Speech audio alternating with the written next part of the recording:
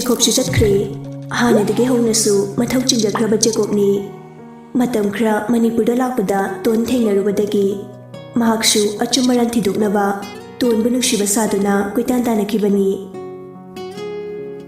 mahaksu diary toina ibam shatni mana tonbu asengma nungshiba mak oramlabadi diary tuda iramgadabani adubu nungshiba phawrudabana karimata thawasakidabani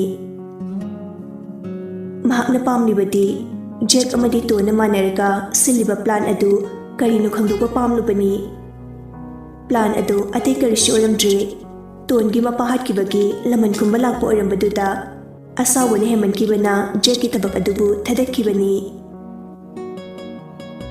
pumnamak adu hojikti diary parubadagi Jacobna loina ningsinglabani adubu mahakki mathaktashu Jack na laman kumba oina memory kara delete tawkibana tongi matangdadi tasengna ningsingludre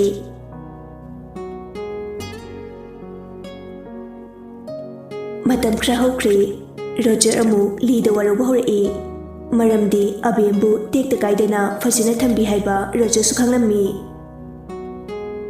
Roger magi kada famduna lei thabak pu hotnagadra awawa mayam subu mayoknagadra tasengna mahaksu mathayamna sarami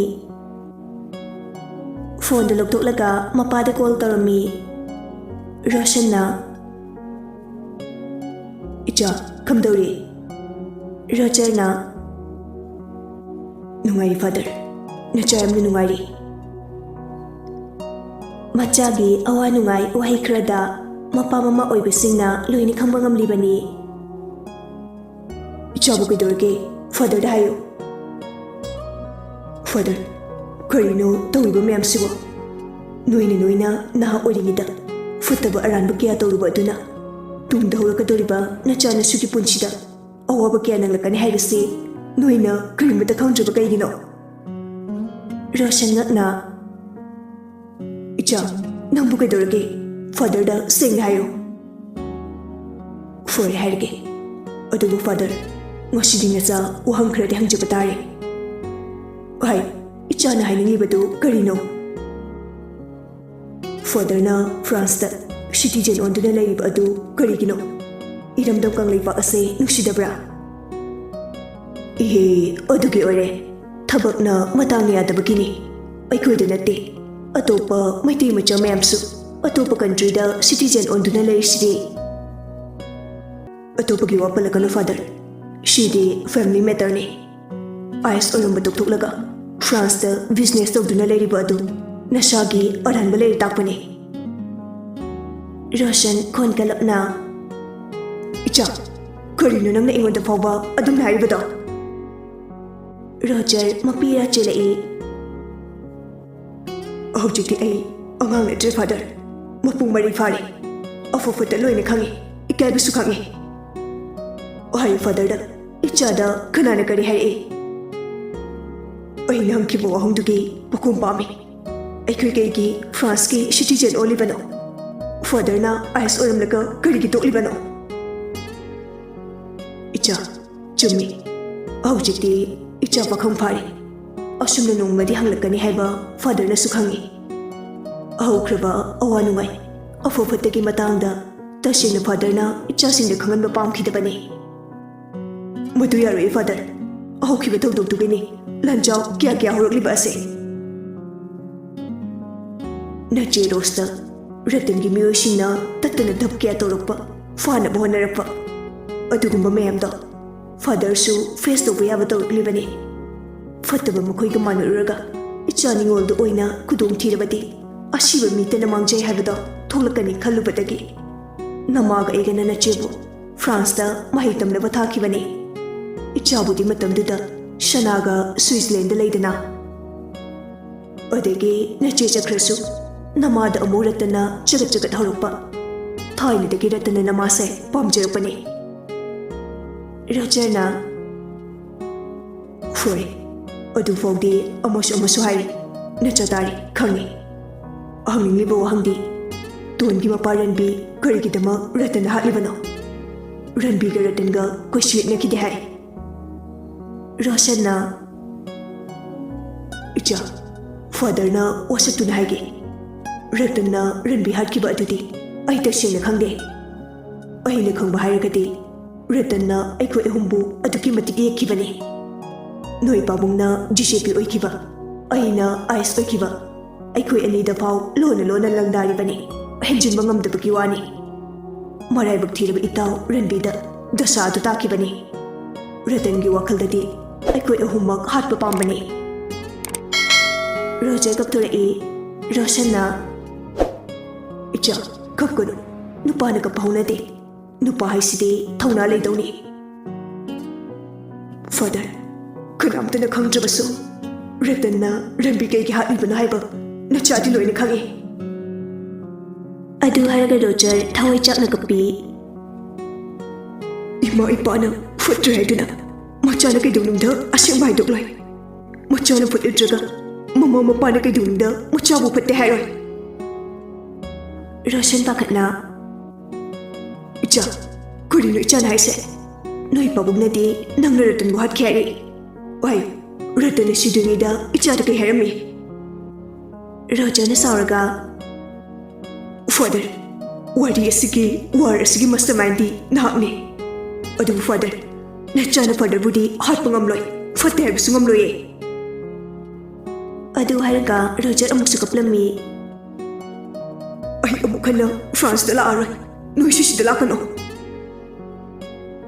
Roger ꯐꯣꯟꯗ ꯐꯠ ꯀꯛꯊꯠꯂꯤ ꯑꯗꯨꯒ ꯄꯦꯟꯅ ꯀꯞꯆꯔꯝꯃꯤ ꯇꯟꯖꯥꯗꯨꯗ calling ꯕꯦꯜ ꯑꯗꯨ ꯈꯤꯡꯂꯛꯏ Roger ꯃꯄꯤꯗꯨ ꯁꯠ ꯇꯩꯊꯣꯛꯆꯩ ꯑꯗꯨꯒ ꯊꯣꯡꯗꯣ ꯍꯥꯡꯂꯝꯃꯤ ꯂꯤ ꯂꯦꯞꯄꯒ ꯂꯩꯔꯝꯃꯤ ꯀꯔꯤꯃꯠꯇ ꯍꯥꯏꯗꯕꯤ ꯃꯅꯨꯡꯗ ꯐꯠ ꯆꯪꯂꯛꯏ ꯇꯥꯃꯣ ꯀꯩ ꯂꯩꯔꯒꯦ ꯂꯤ ꯍꯥꯏꯔꯞ ꯅꯣꯛꯁꯤꯟꯅꯩ ꯀꯩꯅꯣ ꯅꯃꯤꯠꯀ ꯄꯣꯝꯃꯤꯗꯨꯅ ꯀꯞꯄꯨꯔꯕ ꯀꯩꯒꯤ ꯔꯣꯖꯔ ꯋꯥꯗꯨ ꯊꯩꯗꯣꯛꯂꯝꯃꯤ ꯐꯥꯗꯔꯒ ꯋꯥꯔꯤ ꯁꯥꯟꯅꯔꯝꯕꯅꯤ ꯁꯤꯗ ꯂꯩꯔꯅꯨ ꯑꯥꯗ ꯂꯥꯛꯑꯣ ꯂꯨꯍꯣꯡꯅꯕ ꯇꯧꯔꯁꯤ ꯂꯤꯅ ꯑꯣ ꯑꯗꯨꯒꯤ ꯑꯣꯏꯔꯦ ꯇꯧꯕꯕꯨꯗꯤ ꯑꯩꯁꯨ ꯉꯥꯏ ꯅꯣꯏꯁꯨ ꯉꯥꯏ ꯌꯨꯝ ꯀꯩ ꯄꯥꯟꯕꯒꯤ ꯇꯥꯏꯃꯤꯡꯕꯨꯗꯤ ꯑꯣꯏꯔꯕꯅꯤ ꯍꯣꯏ ꯇꯥꯃꯣ ꯀꯩꯅꯣꯅꯦ ꯑꯩꯅ ꯂꯥꯛꯏꯁꯦ ꯑꯇꯩꯒꯤ ꯅꯠꯇꯦ ꯄꯥꯕꯨꯡꯅ ꯈ꯭ꯔꯤꯁꯇꯤꯅꯥ ꯍꯣꯏꯒꯤ ꯐꯦꯃꯤꯂꯤꯗ ꯗꯤꯅꯔ ꯆꯥꯕ ꯂꯥꯛꯀꯅꯤ ꯑꯦꯔꯦꯟꯖ ꯇꯧ ꯍꯥꯏꯒꯦꯅ ꯂꯥꯛꯄꯅꯦ ꯔꯣꯖꯔ ꯅꯣꯛꯐꯦꯠ ꯇꯧꯅ ꯁꯦꯁ ꯇꯥꯃꯣ ꯂꯨꯍꯣꯡꯗꯣꯔꯦ ꯑꯉꯥꯡꯉꯩꯒ ꯅꯨꯄꯤ ꯃꯨꯟꯅꯕꯁꯦ ꯕꯤꯠ ꯂꯩꯔꯛꯇ꯭ꯔꯦ ꯂꯨꯍꯣꯡꯖꯈ꯭ꯔꯒꯦ ꯋꯥꯏ ꯁꯪꯉꯤ ꯁꯪꯅꯤ ꯑꯗꯨ ꯇꯥꯃꯣ ꯑꯕꯦꯝꯗꯤ ꯀꯩꯒꯤꯅꯣ ꯑꯕꯦꯝ ꯍꯪꯉꯛꯏꯗꯣ ꯀꯩꯒꯤ ꯃꯥꯕꯨ ꯍꯤꯡꯅ ꯊꯝꯃꯤꯅꯣ ꯀꯩꯗꯧꯕꯒꯤ ꯃꯥꯕꯨ ꯍꯥꯠꯇꯣꯏꯕ ꯀꯩꯗꯧꯕꯒꯤ ꯍꯥꯠꯂꯣꯏꯗꯣꯏꯅꯣ ꯍꯨꯔꯥꯟꯕꯤꯗꯣ 100ꯀꯤ ꯃꯅꯨꯡꯗ 40%ꯗꯤ ꯍꯨꯔꯥꯟꯕ ꯍꯨꯔꯥꯟꯕꯤ ꯉꯥꯛꯇꯅꯤ ꯀꯅꯥꯝꯇꯅ ꯍꯥꯠꯅꯗꯦ ꯃꯁꯤ ꯏꯟꯗꯤꯌꯥꯅꯤ ꯂꯣꯟꯅ ꯆꯠꯅꯗꯦ ꯍꯣꯏꯗ ꯇꯥꯃꯣ ꯑꯩꯕꯨꯗꯤ ꯀꯔꯤꯃꯇ ꯍꯥꯏꯖꯔꯣꯏ ꯏꯇꯤꯛ ꯏꯊꯧꯅꯥꯁꯨ ꯂꯩꯖꯗꯦ ꯖꯦꯀꯣꯕꯇꯒꯤ ꯑꯕꯦꯝ ꯀꯟꯕ ꯉꯝꯕ꯭ꯔꯥ ꯌꯦꯡꯉꯣ ꯉꯝꯒꯅꯤ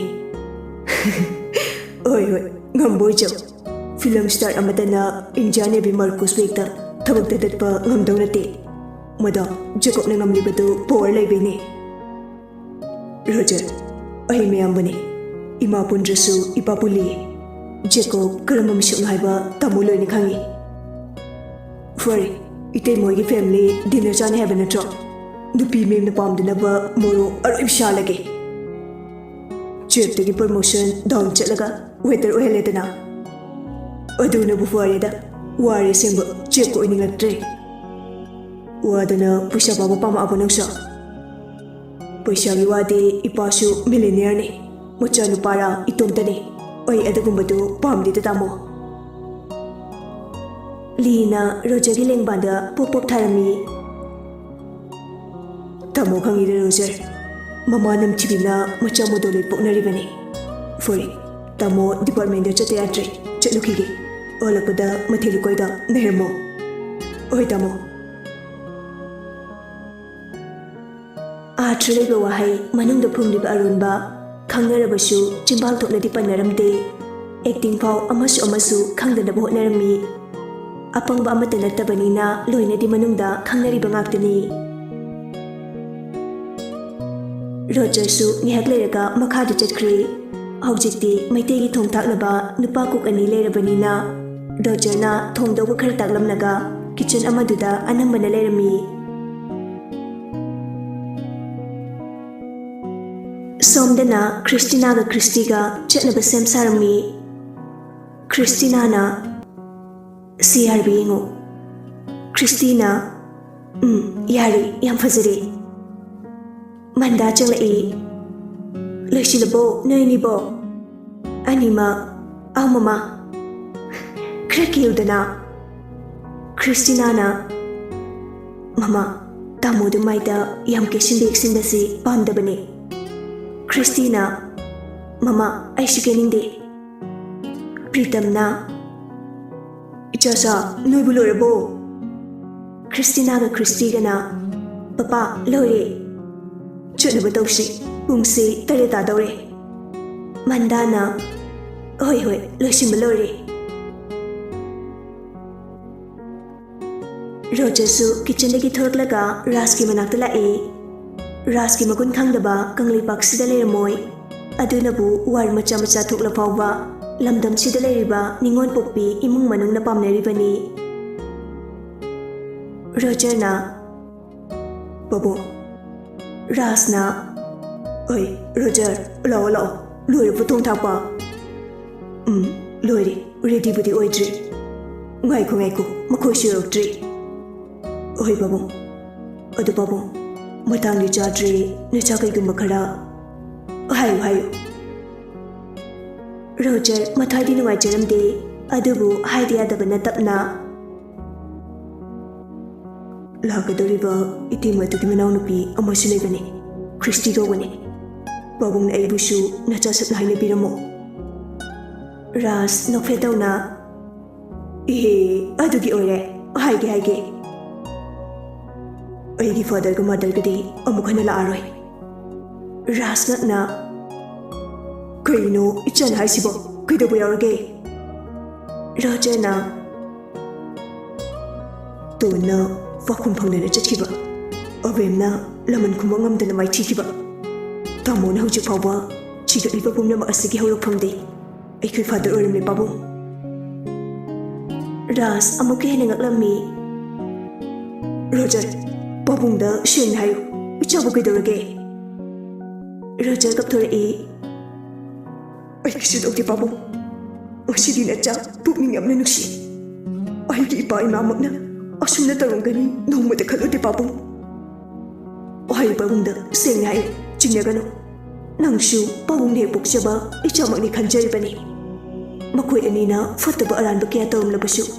Ichabu hanna yengaktrabasu babung leriba sidi. Roger amuke na mapukni nungsiratuna kapjarami. Ras na hugalaga Roger di manakta phamduna thembirami. Nupa haisidi kap haidi habati leiti. Adubu china kudima khangadabuni. Ai khangbo wari babung.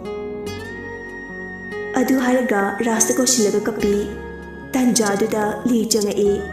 Roger na kapaga leirambadu ubada li ngakna leptuna lei.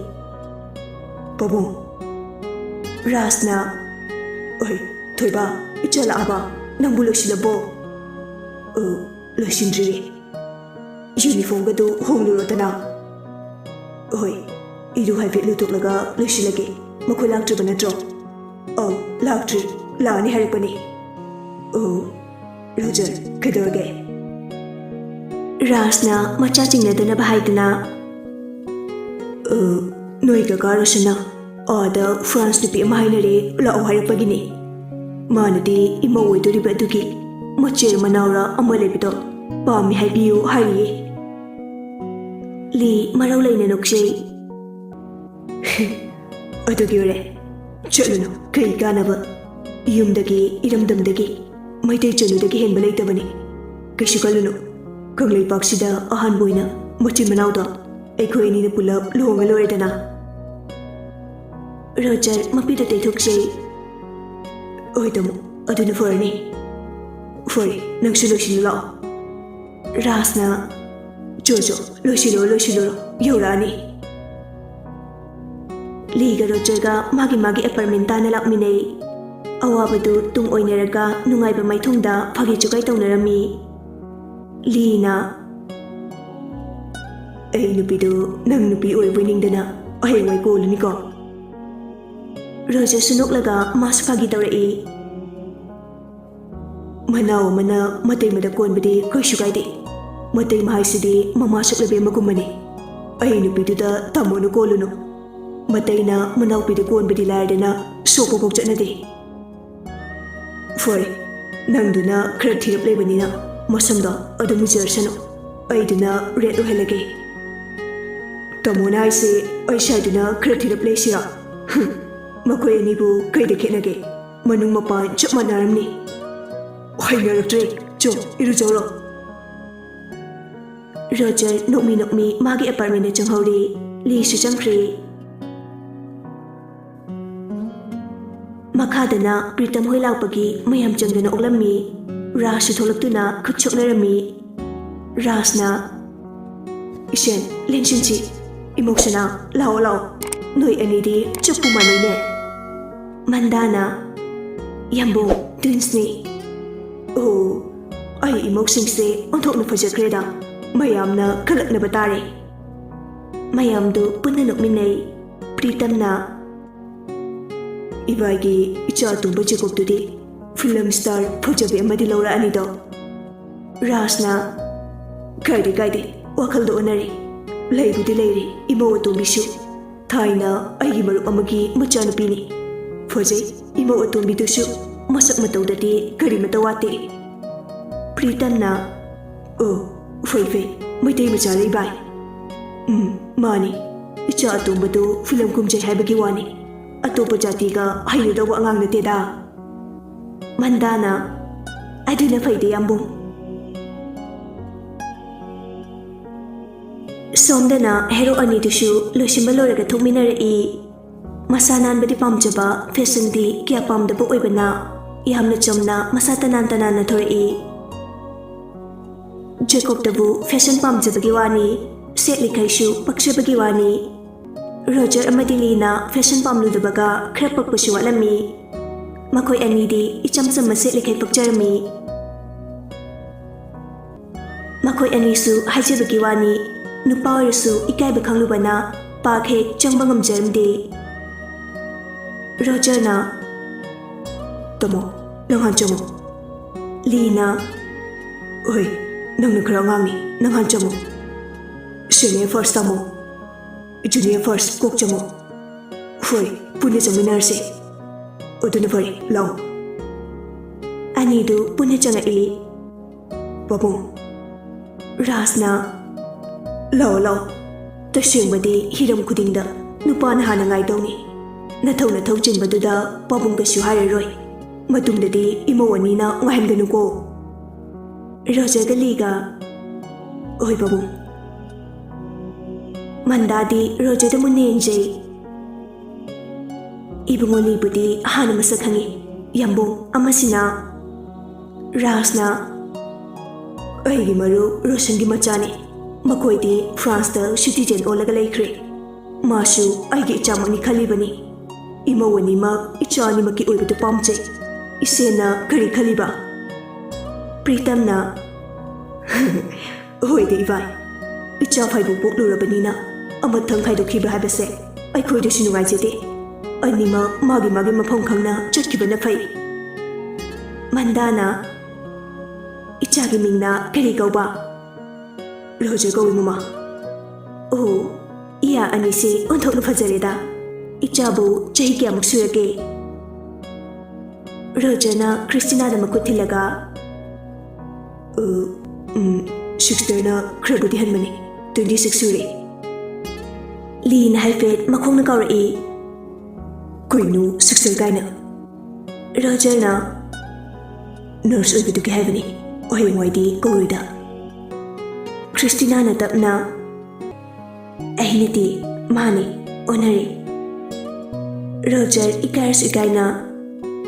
Oh krathirab sorry.